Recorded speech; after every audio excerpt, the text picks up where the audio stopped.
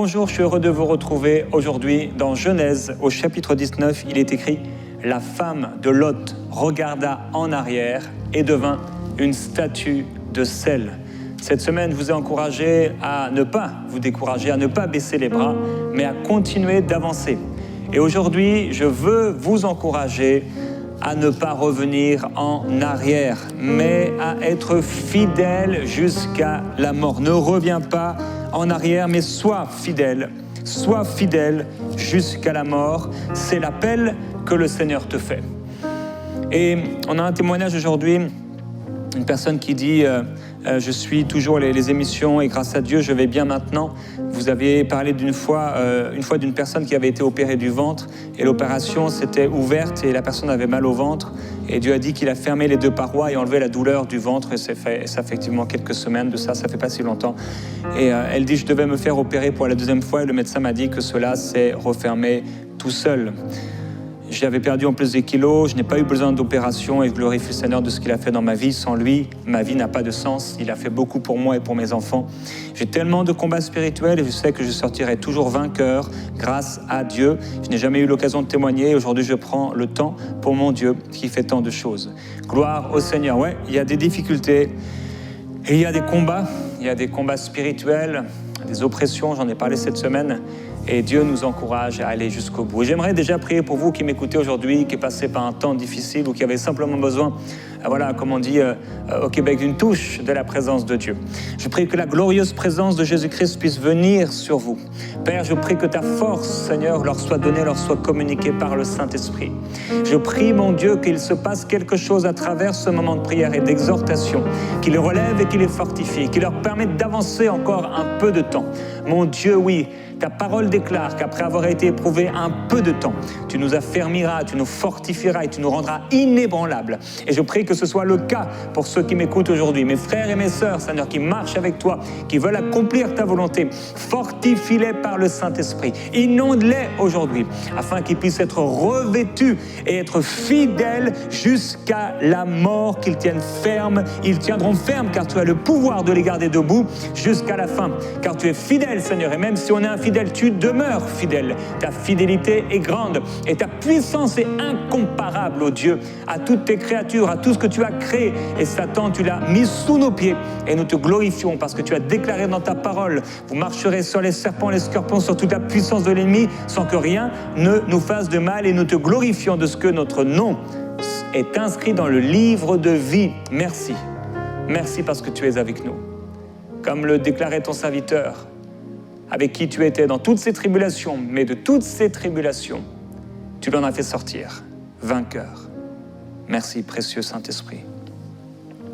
Merci, Seigneur Jésus-Christ. Un verset puissant, ce verset de Genèse au chapitre 19 et au verset 26. Si vous avez votre Bible, je vous encourage à l'entourer, ce verset. La femme de Lot regarda en arrière et devint une statue de sel. Alors, je vous ai déjà parlé de ce thème, je vous ai déjà encouragé à ne pas revenir en arrière, c'était il y a un peu plus de 6 mois. Mais régulièrement, on doit continuer d'entendre ces choses.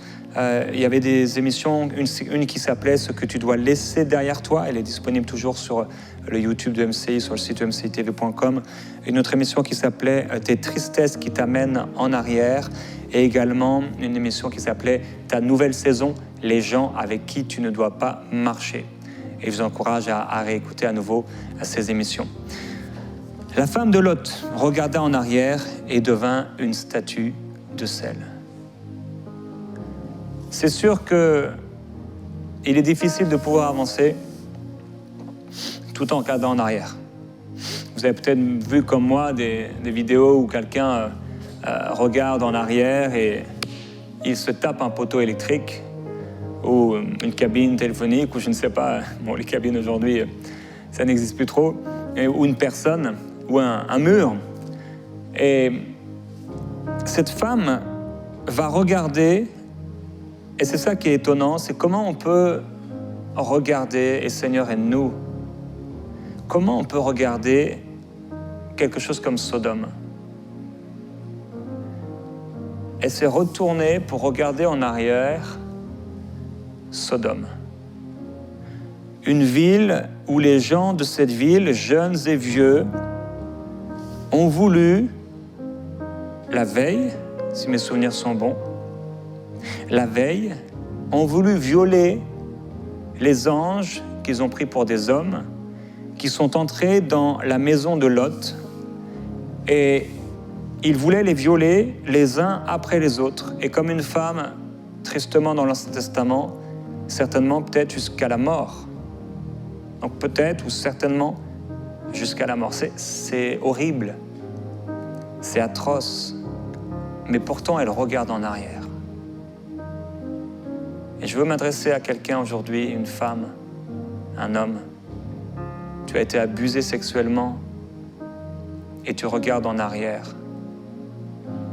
Et les images de cet abus ou de ces abus te reviennent parce que tu as été marqué et dans ton âme,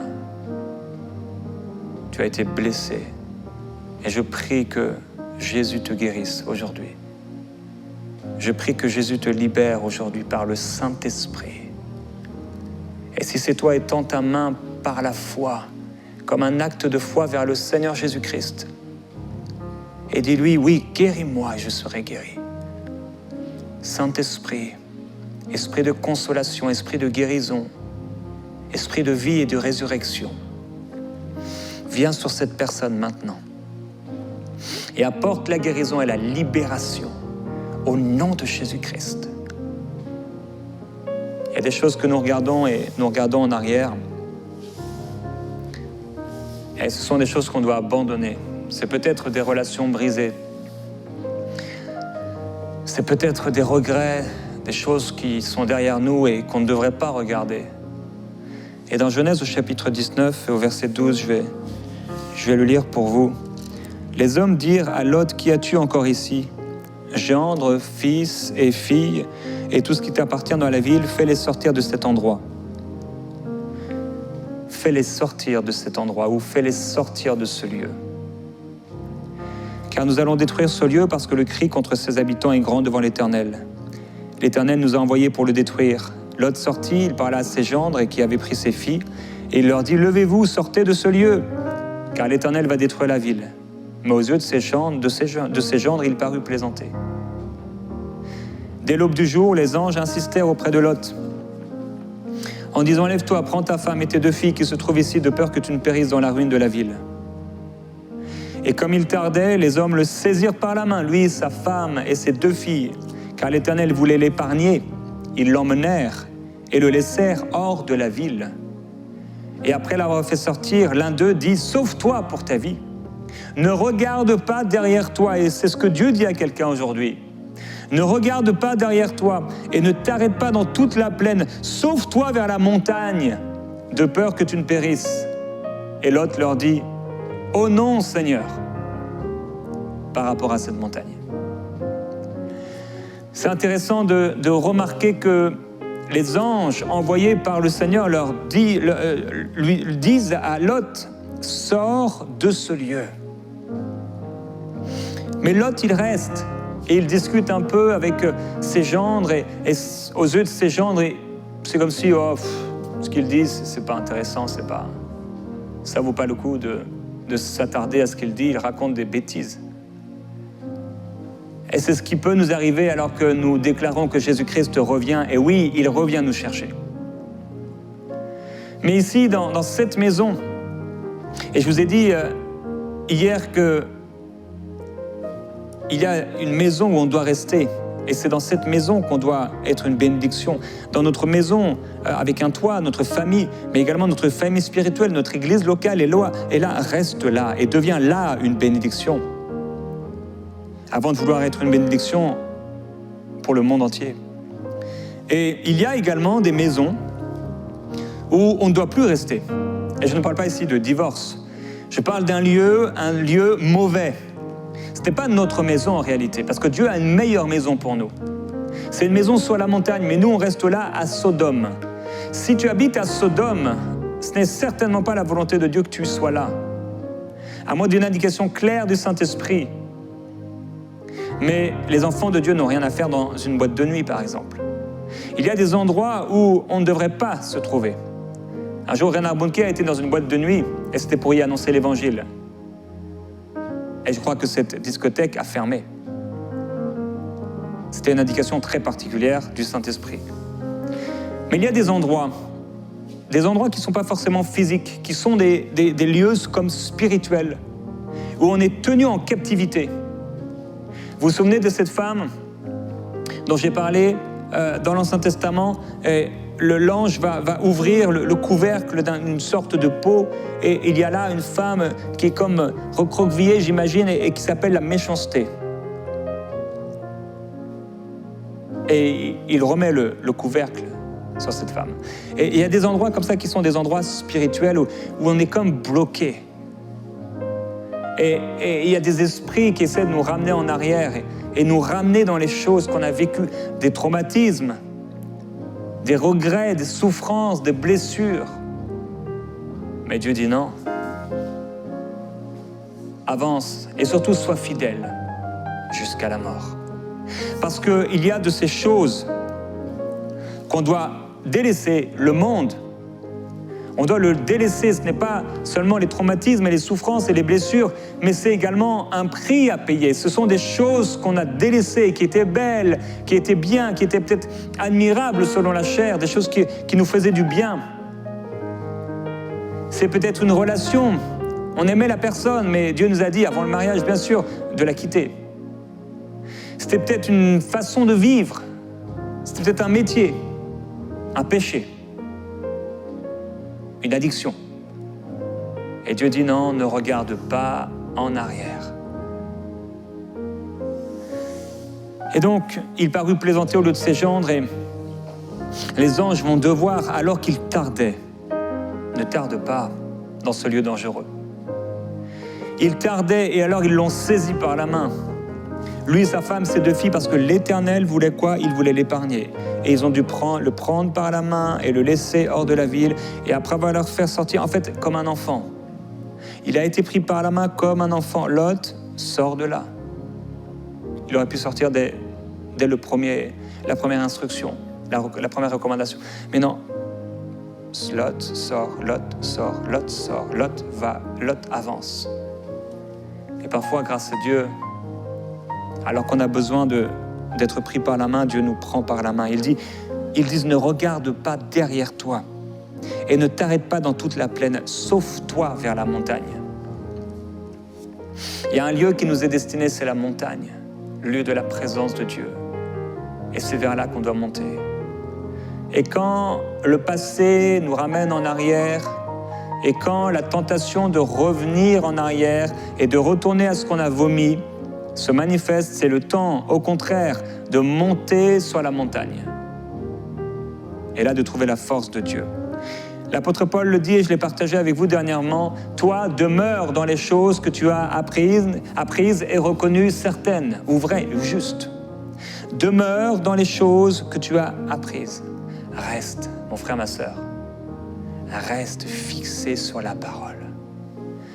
Cette Bible, elle ne changera pas. Dans 5000 ans, dans 5 milliards d'années,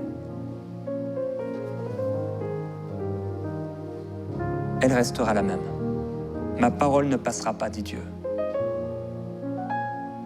C'est vrai? Et du coup, on peut se dire, ah, mais il y a quoi d'intéressant? C'est dur, c'est lourd, c'est ça la vie chrétienne, mais il y a tellement plus, parce que la parole est esprit et vie. Et c'est ce que les pharisiens n'ont pas compris. Demeure dans les choses que tu as apprises. Reste. Et ça fait quelques émissions que je fais ces derniers jours sur ce thème. Et la première fois que ça m'est arrivé, c'était, je pense, il y a 2 semaines. Et il y a une jeune fille, je dois en parler.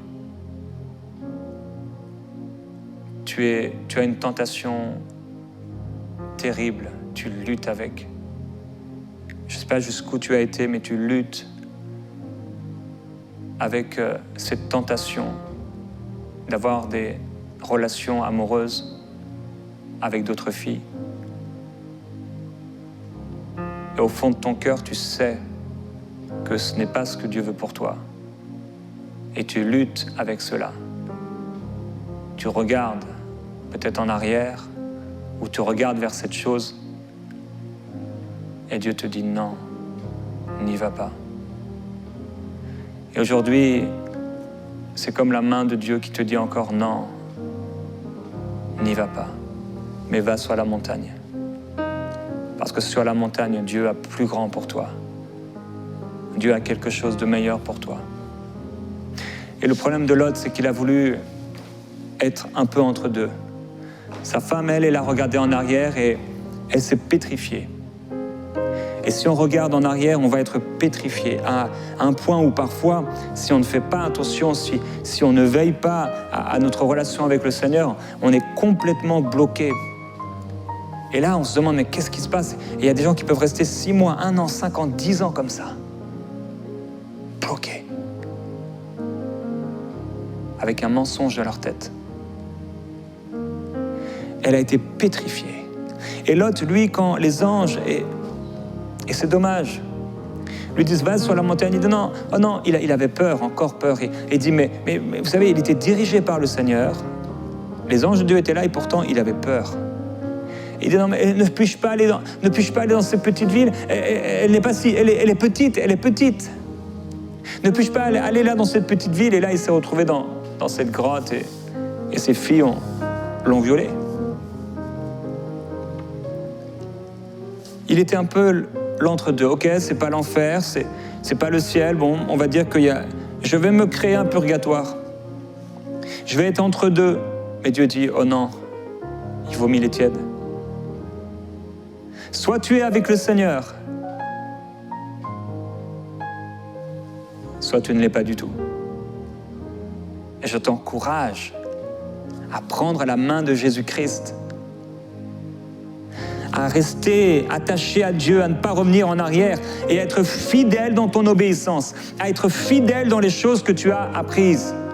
Reste fidèle, ne retourne pas à ce péché, ne retourne pas à ton ancienne vie. Il y a des oppressions qui veulent te ramener en arrière, mais ne retourne pas.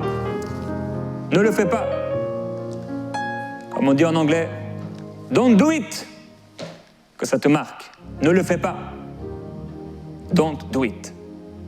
Ne le fais pas. Résiste à Satan et il fuira loin de toi. Résiste encore un peu de temps. Vous savez, comme cette pieuvre, j'en ai parlé cette semaine, elle est là avec ses tentacules et on se dit, et là, c'est tellement l'oppression devient lourde et devant ce péché, cette tentation, on a envie d'y tomber, on a envie de le faire et on résiste, on a cette oppression, cette lourdeur. Mais là, tu dis, non, je continue à prier. Là, tu parles en langue. Et tu n'as pas la force, tu sens même pas la vitalité, la force de parler une seule parole en langue. Mais fais-le quand même. Parle en langue. Et au bout d'un moment, ça va devenir un feu. Et ça,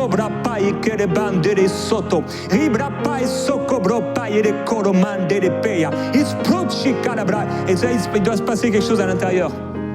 À un moment où tu es sous autorité satanique et à un moment où tu te relèves de cette autorité satanique et elle est placée là où elle doit être placée. Tu es positionné là où tu dois être positionné dans les lieux célestes avec Jésus-Christ. Et là, le Satan est sous tes pieds. Et oui, tu peux marcher sur les serpents, les scorpions, sur toute la puissance de l'ennemi sans que rien ne te fasse du mal. Mais à l'intérieur de toi, quand tu n'as plus envie de prier, tes faibles mots, et j'ai parlé aussi cette semaine de ces temps que j'ai pu vivre, et on les vit tous un jour ou un autre, et on est fidèle dans la prière, mais il ne se passe rien, c'est lourd.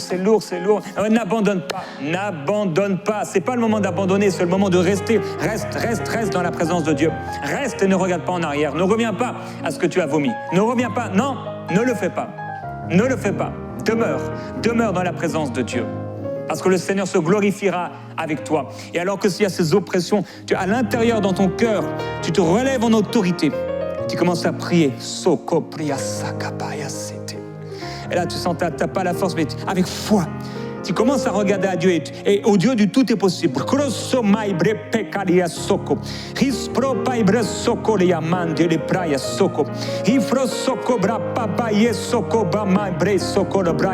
La parole déclare, si nous péchons volontairement après avoir reçu la connaissance de la vérité, Il n'y a plus de sacrifice pour les péchés, mais une attente terrible du jugement et l'ardeur d'un feu qui dévorera les rebelles.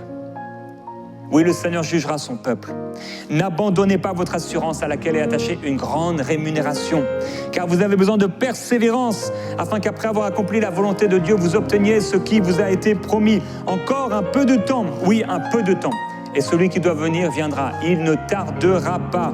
Et mon juste vivra par la foi.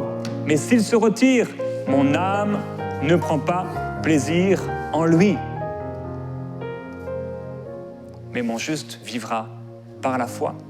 Et nous ne sommes pas de ceux qui se retirent pour se perdre, mais nous sommes de ceux qui avançons, afin que notre âme soit sauvée. Nous sommes de ceux qui persévèrent. Et aujourd'hui, quelqu'un doit abandonner un péché, quelqu'un doit abandonner cette tentation, quelqu'un doit se relever dans la prière, dans son autorité. Quelqu'un doit récupérer son autorité spirituelle. Et je prie que tu puisses récupérer ce qui est à toi, car cela t'a été donné. Cette autorité t'appartient en Jésus-Christ. Il a mis un bâton dans ta main.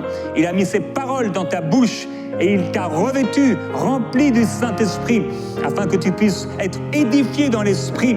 Alors commence à prier dans l'Esprit. Et si quelqu'un n'est pas rempli, sois rempli du Saint-Esprit maintenant.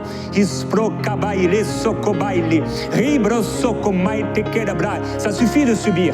Ça suffit de subir l'oppression satanique. Ça suffit de subir et de te dire, oh, c'est pour les autres. Pour moi, je sais pas, Dieu, j'ai peut-être un problème. Dieu a peut-être un problème avec moi. Non, Dieu t'aime et il veut te remplir. Et c'est gratuit. Parce qu'il t'aime, il est mort pour toi. Jésus est mort pour toi, pour te donner la vie en abondance. Et il veut te remplir du Saint-Esprit à déborder. Alors tu te lèves dans l'esprit, tu dis, ça m'appartient, c'est à moi. Satan, tu ne réussiras pas, tu es vaincu. Et je ne parle pas de vociférer contre Satan pendant des heures, même si parfois il faut parler une parole d'autorité. Mais je parle de parler en esprit, et de te relever dans la prière.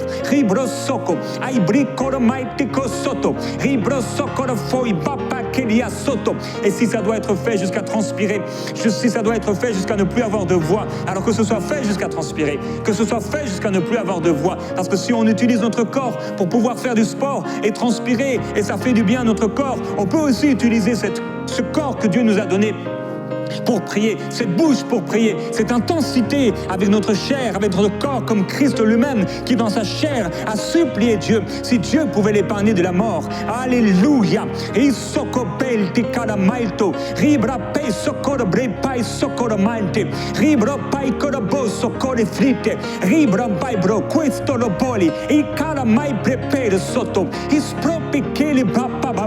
sais qu'il y a des personnes, oui, vous dites, ah, mais pourquoi il parle en langue? Pourquoi il parle en langue? Personne n'est là pour expliquer.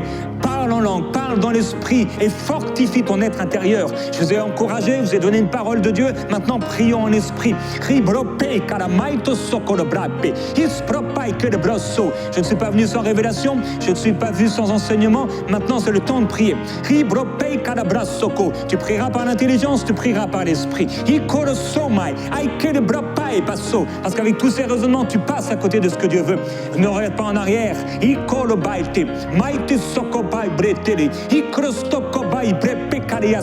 Oui, ça suffit au nom de Jésus-Christ de subir cette influence de la religion.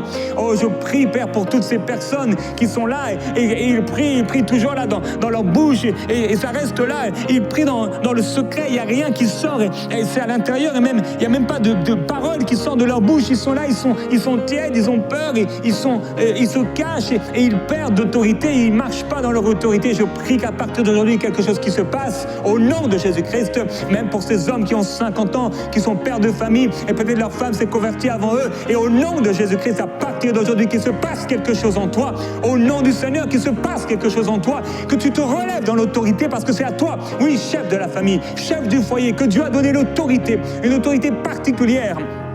Alors prends cette autorité et déclare la bénédiction du Seigneur sur ta famille. Car si Dieu t'a baptisé du Saint-Esprit, ce n'est pas pour que tu ne l'utilises pas, ce don qu'il t'a donné.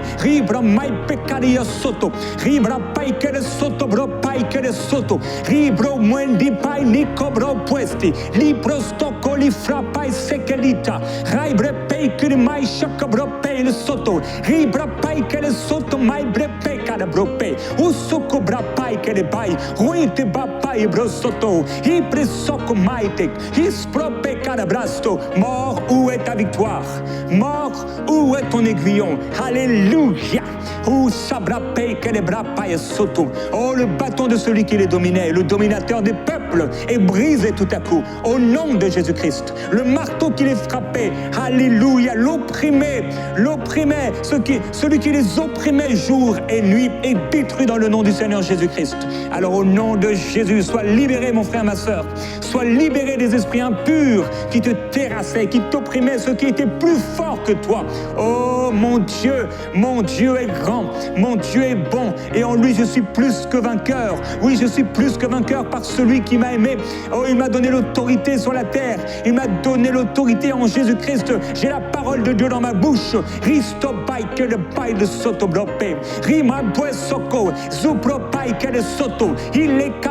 J'avance vers la montagne, j'avance vers la montagne. Oh, je ne resterai pas à Sodome, je ne resterai pas dans ce péché, je ne resterai pas dans cette situation, je ne resterai pas dans cette léthargie spirituelle, je ne resterai pas dans cette paralysie. Non, dans le nom du Seigneur Jésus-Christ.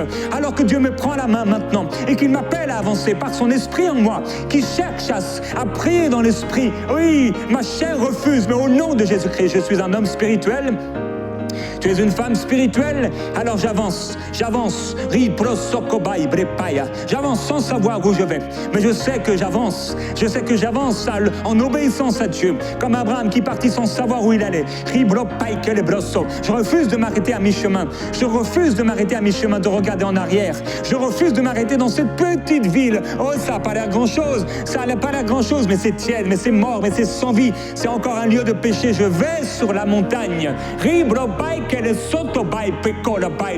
Je deviens un homme de prière, tu deviens une femme de prière. Il faut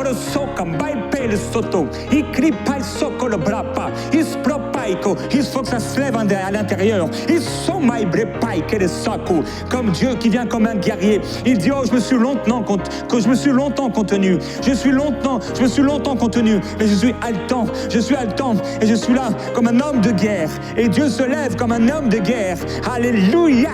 Et le ciel tremble quand Dieu se lève. La fumée sort de ses narines. Oh, mon Dieu se lèvera. Et les ténèbres s'enfuient au nom de Jésus-Christ. Je servirai Dieu et je serai fidèle jusqu'à la mort, malgré les coups, malgré les difficultés, par ta grâce, mon Dieu. Permets-moi de tenir debout jusqu'à la fin. Permets-moi, Seigneur, de rester fort dans le combat. Permets-moi, mon Dieu, de rester fort, oh Dieu. Alléluia. Que je reste fidèle, que ton peuple reste fidèle, Père, dans ce que tu l'as appelé à faire. Même si la chair, avec ses tentations et les esprits impurs, Seigneur, travaille activement pour ramener en arrière. Au nom de Jésus-Christ, tu te fais un peuple sanctifié, mis à part, propre à toute bonne œuvre. Qu'il en soit ainsi dans leur vie au nom de Jésus-Christ, qu'ils soient fortifiés aujourd'hui.